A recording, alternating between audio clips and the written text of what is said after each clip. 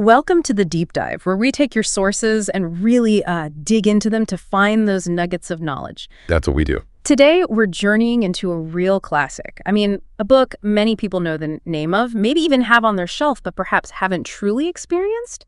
Henry David Thoreau's Walden. Yeah, it's definitely one of those people think, oh, the guy in the cabin. Right, the cabin by the pond. But it's so much more than just like a historical account or some nature writing. It's this really deep philosophical dive into how we live our lives. How we choose to live. Exactly. What do we actually need? Where do we find real, wealth and meaning? Big questions. Huge questions. So our mission today is to unpack those timeless lessons from Walden. We want to make the wisdom in it, well, easy to grasp, maybe even entertaining. Hopefully entertaining. And crucially, explore how these pretty radical ideas might actually apply to your daily life right here, right now. Because even though he wrote this ages ago, over 150 years ago, his points about, consumerism, purpose, self-reliance, they feel incredibly relevant today, maybe even more so. Couldn't agree more. Okay, let's unpack this thing. So Thoreau kicks off Walden, and he doesn't ease into it, does he? He dives right into the nitty-gritty of building his cabin. Oh yeah, meticulous detail. It's not just, I built a cabin. He tells you exactly how. He says it was a tight, shingled and plastered house, 10 feet wide by 15 long, and 8 feet posts with a garret and a closet. A large window on each side, 2 trapdoors, 1 door at the end, and a brick fireplace opposite. He even talks about cleaning the secondhand bricks for the chimney. Right. With a trowel, he mentions, and filling the gaps with stones and sand from the pond shore. It's like a blueprint. And he lingered over that fireplace, didn't he? Called it the most vital part of the house. He did. Said he worked so deliberately that bricks were his pillow sometimes. Claimed he didn't get a stiff neck. Which, okay, Thoreau. Huh? Yeah, maybe a bit of poetic license there. But that detail, it's not just, for show. It grounds the whole experiment. He's not just thinking abstract thoughts. He's actually building something. He's a doer. And the cost. This is the kicker, isn't it? It really is. He lays it all out. The final tally, $28, 11 and a half days. $28. It sounds like nothing today. It's astonishing. And that wasn't just him being frugal. It was a statement. A deliberate act of self-reliance. It proved, in a very real way, how little you actually need for basic shelter. It completely challenges our idea of a home, right? And all the baggage that comes with it. Totally. He even talks about the mortar for the chimney supposedly getting harder over time, and he's like, I don't think so. He keeps bringing it back to reality. So that number, $28, 11 and a half, it just hangs there. And it forces you to ask, what's the real cost of our shelter? He puts it right out there. An average house nearby, he says, cost around $800 then. 800 versus 28, yeah. Big difference. And he calculates that earning that $800 would take, what was it, from 10 to 15 years of the laborer's life? 10 to 15 years. Even without a family to support, that just stops you in your tracks. Thinking about the time, the energy. And that's his central point, isn't it? That phrase he uses, life exchanged for it. Yes. It's not just about the money. It's the life cost. The years in jobs maybe you don't love, the stress, the mortgage hanging over you, just maintaining stuff. Yeah, the sheer weight of it all. Thoreau forces us to see that calculation. Our houses, our things, they cost us our time, our energy, our life force, basically. So true wealth for him isn't about the size of the house or how much stuff you have. Not at all. It's about freedom. Freedom of your time, the richness of your inner life. He talks about how man discovered fire and then started boxing up air in big rooms. Right, creating this artificial summer indoors. Yeah, which lets you wear less clothing, have light, extend the day. He says it's a step beyond instinct. Saves time for the fine arts. But then, interestingly, he admits he missed his open fireplace when he got a cooking stove. Oh, that's interesting. Why? Because the stove concealed the fire, and he felt like he'd lost a companion. So even he struggled a bit, didn't he? Prioritizing that connection over pure efficiency. That adds a layer. So it's not just about stripping down to bare minimums. It's about conscious choices, understanding the hidden costs, the trade-offs. Precisely. It makes you look around your own place, doesn't it? Your house, your apartment, even your room.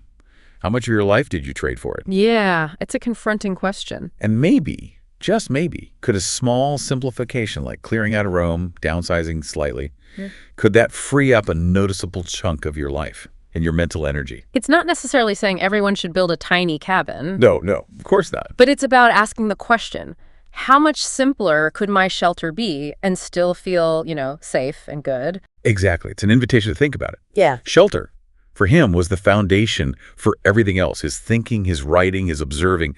He wasn't aiming for misery. No. He was aiming for liberation from a different kind of misery. The misery of being trapped by endless wanting, endless working for stuff. Yeah. He saw money and debt as traps.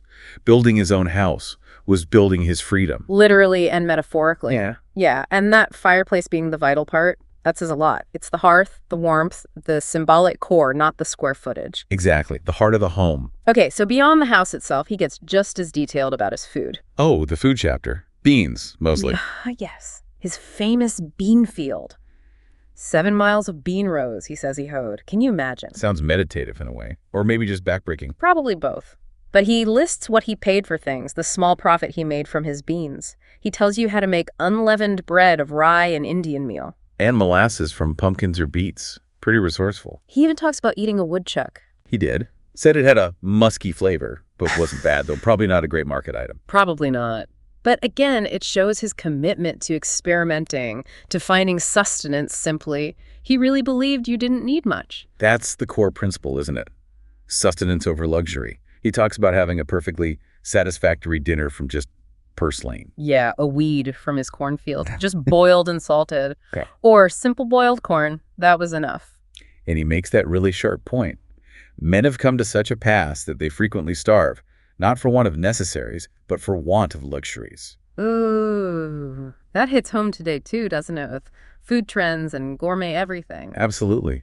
He even tells that story about the woman whose son apparently died because he only drank water. Right. As if water itself was dangerous. It shows how skewed our perception of needs can become, how we start thinking basics aren't enough. He just cuts through all that. Okay, and then, this is where it gets really interesting for me. He applies the same logic to clothes. Mm-hmm.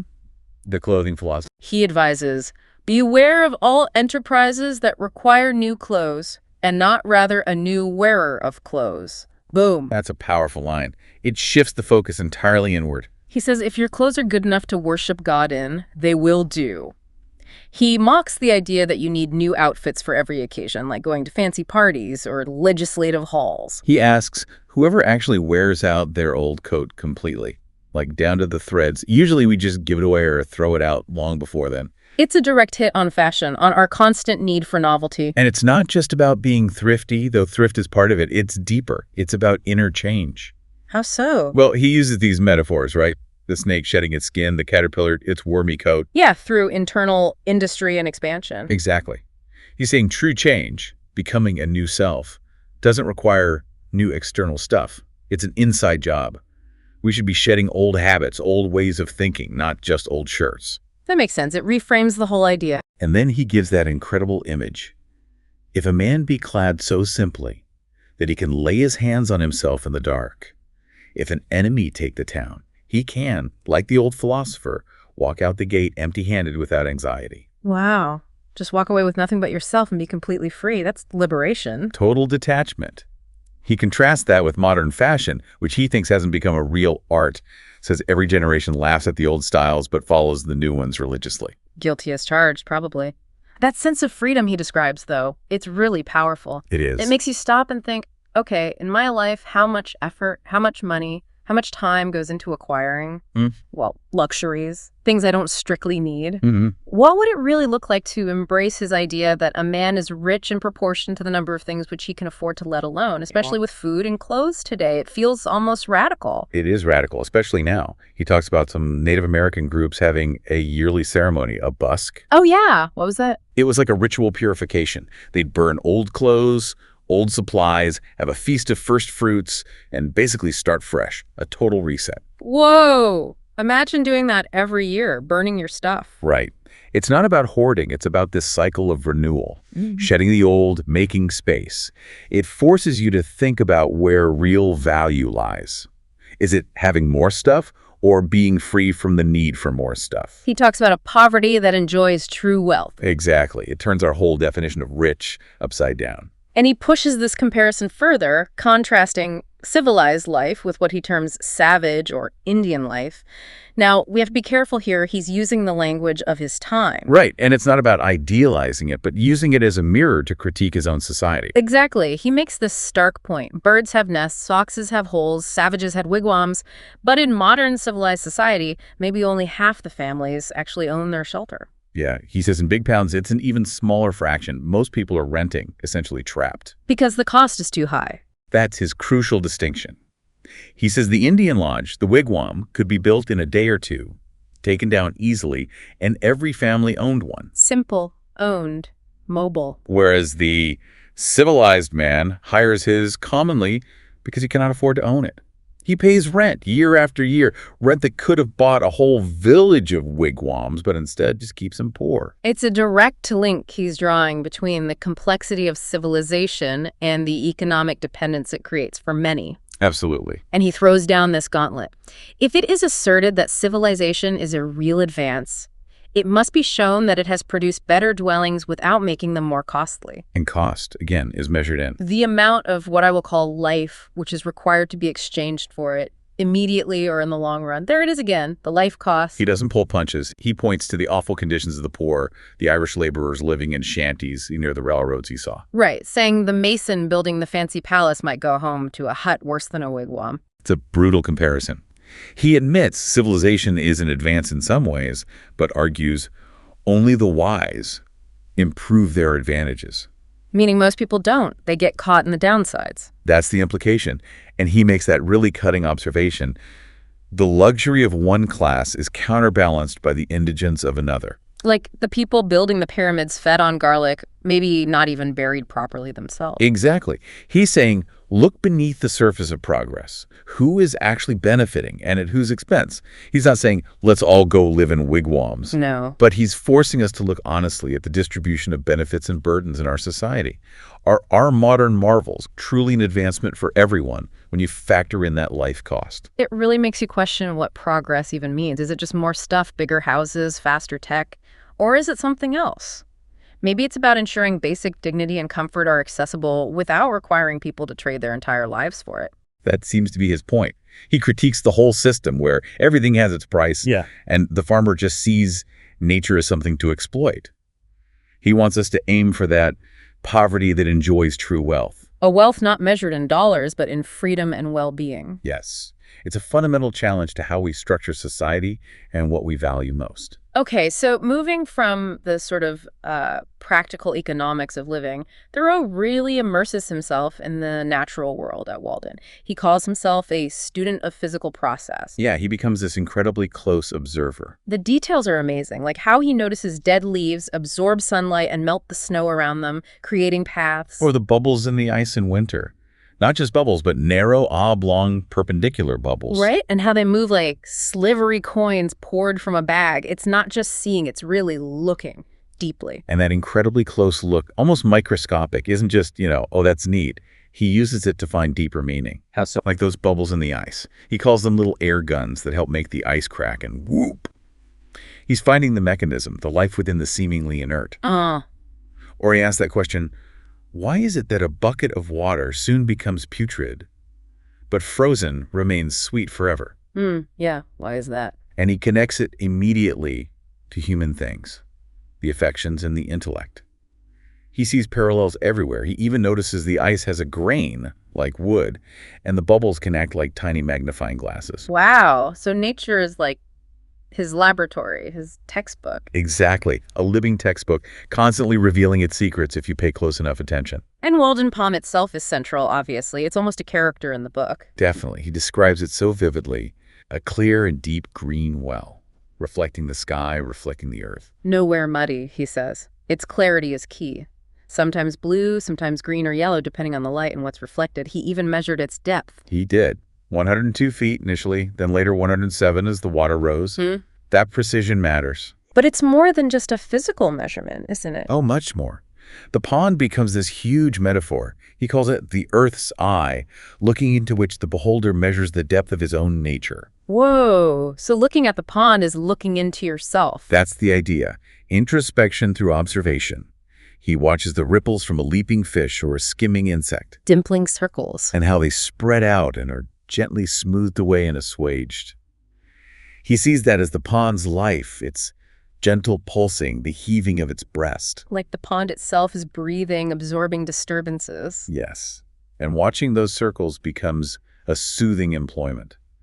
It's a symbol of how life's troubles can ripple out but ultimately be calmed, integrated. It's incredible how he finds such depth in simple things. A ripple on water. It really makes you think, how often do we truly observe like that? Hardly ever, right? We're usually rushing past. What pulses of life, what truths might we see if we just paid closer attention? Even to something small in our own environment. Could watching a ripple actually teach us something about ourselves? Thoreau certainly thought so. He says the greatest values are often farthest from being appreciated. The real reality is in these subtle things we miss. And the pond, for him, it stays constant, perpetually young, even as humans change the landscape around it. He says, all the change is in me. Meaning our perception creates our reality in a way. I think so. Yeah. The depth of our seeing determines the richness of our experience. So for you listening, the challenge is maybe to find your Walden Pond. It doesn't have to be an actual pond. Could be a park bench, a plant on your desk. Exactly. Or just the way light falls in your room. The point is that deliberate, mindful observation, seeing the extraordinary in the ordinary. Now, his life there wasn't totally isolated. He talks a lot about his brute neighbor. Yeah, the animals. He wasn't lonely in the conventional sense. He describes the mice, the wild native mice, musluhopus. Very specific. Becoming so tame, they'd run over his shoes, up his clothes, even eat cheese right out of his hand. He played bo-peep with one. That's amazing. Building that trust. Or the partridge, such a shy bird, leading her chicks. He talks about how well camouflaged they were. So well camouflaged that many a traveler has placed his foot in the midst of a brood without even seeing them. Incredible. And he finds real meaning in these interactions, doesn't he? It's not just cute animal stories. No, not at all. He says animals are all beasts of burden, in a sense, made to carry some portion of our thoughts. What does that mean exactly? I think he means they reflect back to us certain truths. They simplify things. They show instinctual living, free from all our human worry and complex housekeeping. Ah, okay. Like the partridge chicks, he says they seem wise beyond their age. Right. Not merely the purity of infancy, but a wisdom clarified by experience. He sees in them this pure existence, without all our anxieties. He also describes the red squirrel's antics with his corn as singularly frivolous and whimsical. He's really observing their personalities. And the sounds. He pays so much attention to the sounds of the woods. The whippoorwills singing their vespers in the evening. The screech owls. He admits their scream up close is dismal, like ghouls and idiots, but from a distance. It becomes really melodious. He loves their wailing. Yeah, and the crowing of a wild cockerel putting nations on the alert. He's tuned in to the entire soundscape. It's part of his world. And this connection with nature, for him, it provides a kind of society, doesn't it? The most innocent and encouraging society, he calls it, especially if you're feeling down or misanthropic. He claims there can be no very black melancholy to him who lives in the midst of nature and has his senses still. It's a powerful claim. That connection is restorative. Even a storm isn't just noise, it's alien music. Like a wind harp. Yeah. And he contrasts the simple sounds around his cabin, squirrels, birds, with the usual domestic sounds people find comforting, like spinning wheels or crying babies. He's saying nature provided a deeper comfort for him. So the lesson for us, how do we cultivate that connection? Even if we live in a city, maybe it starts with just noticing the squirrels or the birds outside the window. I think so. What can we learn from them? About simplicity, resilience, maybe even just being present. Thoreau shows us there's a whole world of meaning right there if we just tune in. Maybe it's about putting a phone away on a walk, or just sitting and listening for 5 minutes. It's about being intentional. You don't need a grand wilderness experience. Profound insights are often hidden in the mundane, the familiar. Nature isn't just scenery, it's an active presence, offering lessons. A connection that's vital for well-being, he suggests, an antidote to that black melancholy. Exactly. A way to stay grounded and connected to something larger than ourselves. Okay, let's shift gears a bit. Thoreau was living right when technology was taking huge leaps. The railroad, the telegraph, big stuff. A time of massive change, yeah. Much like ours in some ways. But he didn't just jump on the bandwagon, did he? He looked at these inventions pretty critically. Very critically. He called them pretty toys. which distract our attention from serious things. Ouch. And he said there, but improved means to an unimproved end. That's the killer line. An end which it was already, but too easy to arrive at.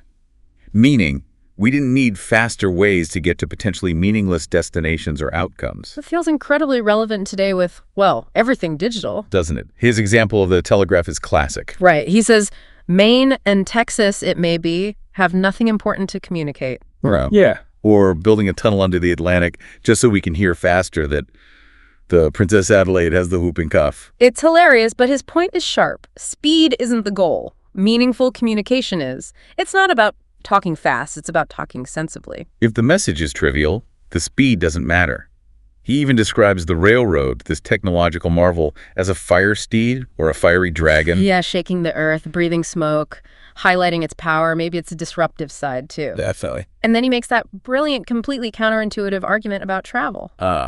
Yes, going afoot. He says the swiftest traveler is he that goes afoot. Which sounds crazy, right? Until you hear his logic, he does the math. Walking 30 miles to Fitchburg versus taking the train. The train fare was 90 cents, which was almost a day's wages for some laborers back then. So to afford the train ticket, you'd have to work most of the day. Exactly. He says, instead of going to Fitchburg, you will be working here the greater part of the day. By the time you've earned the fare and taken the train, he could have walked there. So who's actually faster in terms of life lived?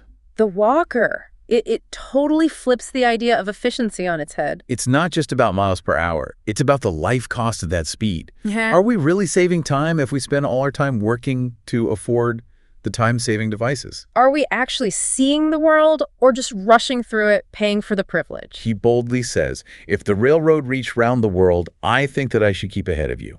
Meaning his intentional slower pace would ultimately be more fulfilling, more experienced. He saw the trains scattering restless men and floating merchandise like seeds. Seeds for more consumption, more hustle, maybe not real progress? So applying that today, what are our pretty toys?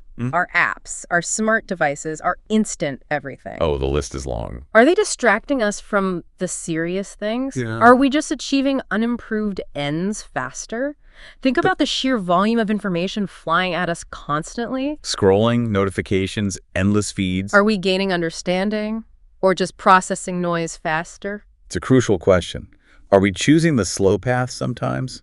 The one that allows for real experience, real connection, instead of just the quick hit? He found more meaning looking at a pile of old, torn sails on a rail car, reading the history of the storms in them. Than in books printed on paper, made from those same rags, yeah.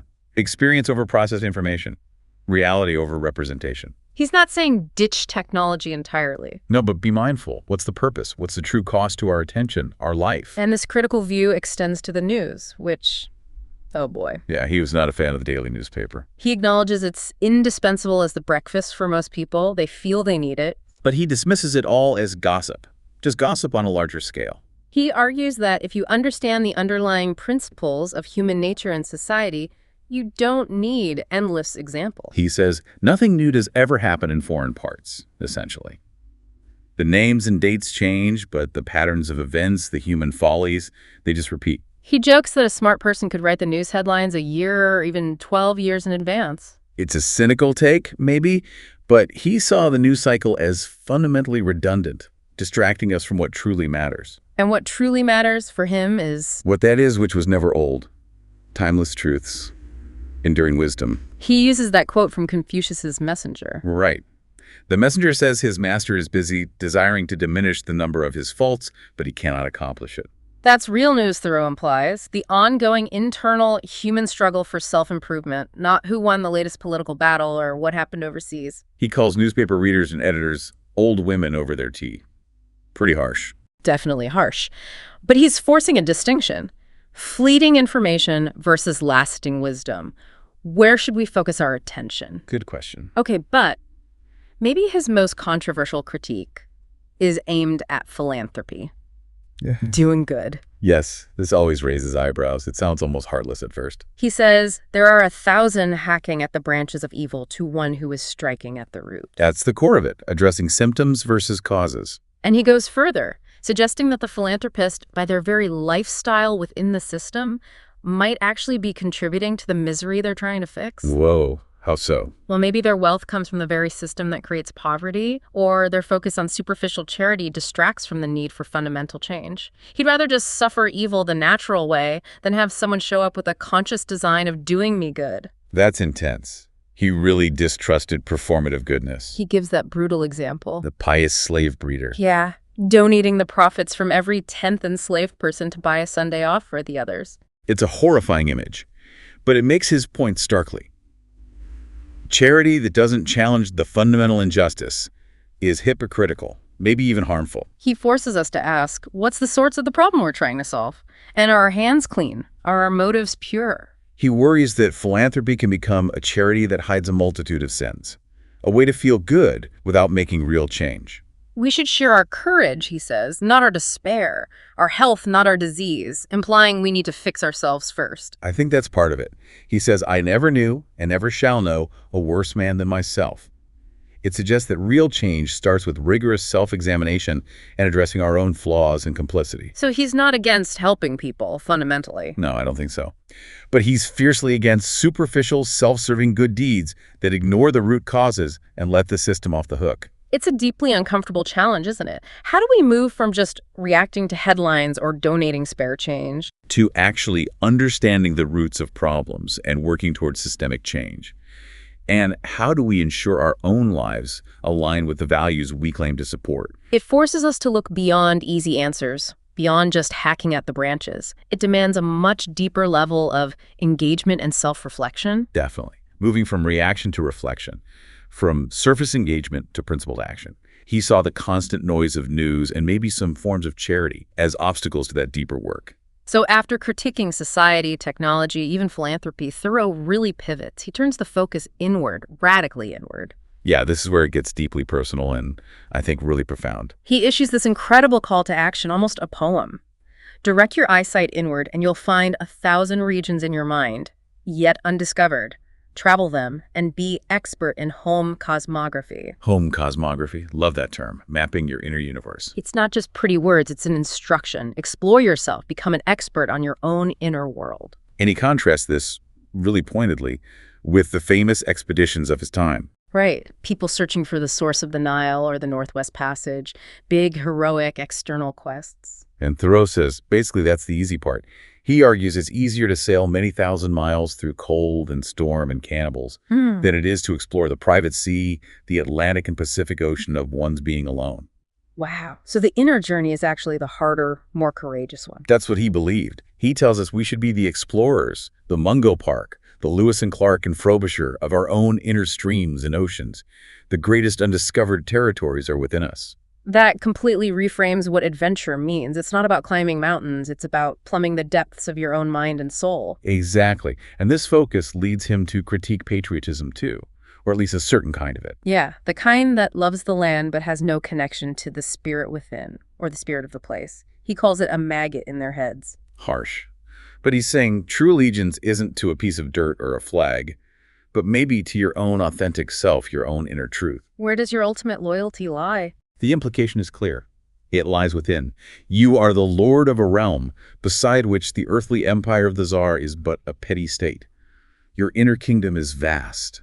Even if you're stuck in a tiny room, he says, if I were confined to a corner of a garret all my days, like a spider, the world would be just as large to me while I had my thoughts about me. It's about mental freedom, not physical circumstance. Yeah. That inner realm is where the real action is, where the real discoveries are made. So the question for us becomes, how much time do we actually dedicate to that inner exploration, to mapping our own home cosmography? Good question. Are we too busy with external pursuits, jobs, social media, keeping up? That we forget to explore the 1,000 regions inside. What might we find there if we actually looked? Our real values, our deepest desires? Thoreau suggests that being restricted externally, maybe by poverty, can actually force you to engage with what's essential, what's near the bone where it is sweetest. So limitations can paradoxically open up inner space. That's the idea. When the shadows of poverty and meanness gather around us, lo, creation widens to our view. External limits might actually enhance internal richness. True freedom is cultivated within. And a key practice for Thoreau in cultivating this inner world was reading. But not just any reading. No, definitely not casual beach reading. This is serious business for him. He kept Homer's Iliad on his table, not just for looks, but as a source of deep wisdom, even if he only glanced at it occasionally. Right. And he criticizes people who only read for convenience, for easy entertainment. He says, of reading as a noble intellectual exercise, they know little or nothing. Reading in a high sense, what does that mean? It means reading things that challenge you, that require effort. Reading you have to stand on tiptoe for, he says. I like that image, stretching your mind. He complained that even highly educated people in his day often didn't know the classics of their own language, let alone the ancient Greeks or Romans or world scriptures. He contrasts them with a woodchopper he knew. Yeah, who read a French newspaper, not for the news, but just to practice his French and improve his English. Using reading as a tool for self-improvement, not just consumption. Thoreau felt most people stop learning to read beyond easy reading or storybooks, which he thought were for pygmies and mannequins. He's calling for intellectual rigor, for engaging with challenging texts that have stood the test of time. Because that kind of reading, he believed, could be transformative. How many a man, he asks, has dated a new era in his life from the reading of a book? Absolutely. He felt there are words out there written perhaps centuries ago that speak directly to our current condition. Words that, if we could truly hear and understand them, would be like the morning or the spring to our lives, life-giving. He believed the fundamental questions that bother us about life, meaning purpose, have bothered all wise people throughout history. Not one has been omitted. And they've answered them through their words and their lives. These insights, these golden words, are just sitting there waiting for us on the next shelf. So how do we elevate our reading? Move beyond just the easy, the entertaining, the ephemeral scroll. It's about intentional choice, isn't it? Seeking out those texts that might demand more, but promise deeper rewards. What golden words are waiting to explain our lives, reveal new possibilities? What book might spark a new era for you? It's about the quality of the engagement, really wrestling with the ideas. Thoreau believed if we truly absorbed wisdom, the oracles would distinctly inform us how to live better. Reading becomes a dialogue with the past that illuminates the present. Choose wisely, read deeply, let it change you. That's the invitation. Okay, and this leads to maybe the most hopeful, empowering message in the whole book. Yeah, this is really the payoff, I think. He says, I know of no more encouraging fact than the unquestionable ability of man to elevate his life by a conscious endeavor. Just wow. We have the power. It's not about external circumstances or luck. It's about conscious effort, willpower, choice. Yeah. And he follows it up. If one advances confidently in the direction of his dreams and endeavors to live the life which he has imagined, he will meet with a success unexpected in common hours. That's the promise. Live intentionally towards your dream, and reality itself starts to shift. New laws establish themselves. What kind of laws? New, universal, and more liberal laws. It suggests that by simplifying your life and aligning with your true self, you tap into a different, more harmonious way of being. You find yourself supported in unexpected ways. It's about getting off the beaten path, isn't it? Out of the worn and dusty highways, the ruts of tradition and conformity. Exactly. Don't let boredom or cynicism convince you that everything's already been done or figured out. Follow your own genius, he urges. Have the courage to be different. And he tells that incredible story to illustrate this. The Artist of Kourou. Ah, yes. The perfect staff. It's almost like a fable. This artist wants to make a perfect staff, and he becomes so focused, so dedicated. Such singleness of purpose and resolution. That time itself seems to bend around him. Time kept out of his way, Thoreau writes. The past becomes an illusion. He works for so long that cities rise and fall, dynasties end. But for him, focused on his art, no time has passed. And because his intention was pure, his material was pure, the result was perfect, he didn't just make a staff. He created a new system, a whole world with full and fair proportions. It's a stunning parable. It suggests that when you're truly aligned with your purpose, deeply engaged in your work and your life, you can operate outside of ordinary constraints. Time, limitations. They recede. It's about the quality of your being, your attention, your intention. That's what shapes reality, like being in a state of flow, but cosmically profound. Beautifully put. It's achieving that state where the process itself is the reward, and it transforms everything. And then the very end of the book, those famous last lines, they still give me chills. Me too. Only that day dawns to which we are awake. There is more day to dawn. The sun is but a morning star. It's just infinite potential, constant possibility for awakening. And he gives that final amazing image, The bug.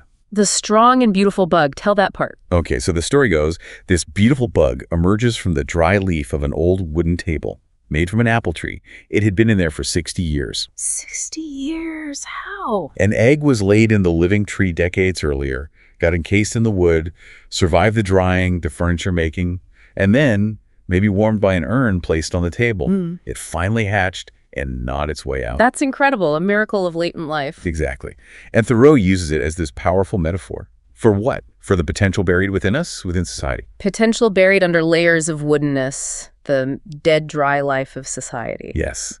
And he asks, who knows what beautiful and winged life may unexpectedly come forth to enjoy its perfect summer life at last? So even within the seemingly dead conventional structures, there's this vital winged possibility waiting to emerge. Maybe in us, maybe in society. It's profoundly hopeful. It's a call to stay awake, to believe in transformation, to know that the most amazing realities might still be dormant, waiting for the right conditions, the right heat to hatch. So thinking about that, what dreams have you maybe buried, felt were impossible because of constraints, conformity, common hours? Could a conscious endeavor, like Thoreau says, actually lead to an unexpected breakthrough? Could you be that bug ready to break free into a new kind of existence? With a powerful personal challenge to end on, a call for inner revolution. Hashtag outro. Wow. Okay, so as we wrap up this deep dive into Walden, it's clear, isn't it? This wasn't just a guy camping for 2 years. Not even close. Yeah. It was a profound, rigorous, deeply personal experiment in living. An inquiry into what true wealth means, what progress really is, where we find meaning. He questioned everything. And his questions, his challenges, they still echo so strongly today. It really does feel like an antidote to apathy and anxiety, as some have said. Yeah, it urges us. Scrutinize your needs, learn from nature, see through the illusions of progress, and maybe most importantly, start that journey inward. That inner exploration, I love that quote from E.B. White about Walden.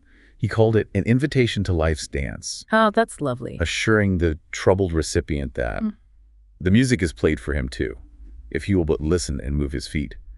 It's saying the potential for joy, for meaning, it's already here. You just have to tune in. That captures it perfectly. The music is already playing. And maybe the single biggest takeaway, the line that sums up so much of his philosophy is, things do not change, we change.